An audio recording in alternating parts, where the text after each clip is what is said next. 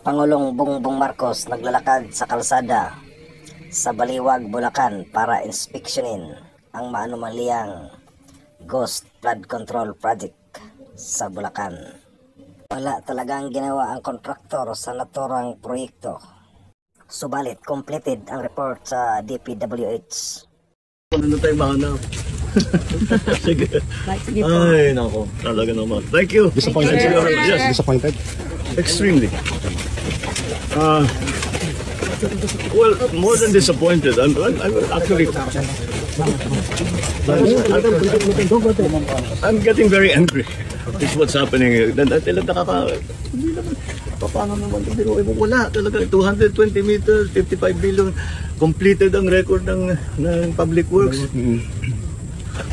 Walang ginawa, kahit isang araw hindi nagtrabaho, wala kang makita, puntahan ninyo, wala kayong makita kahit na ano, tuloy-tuloy ang pagbaha doon sa kabila.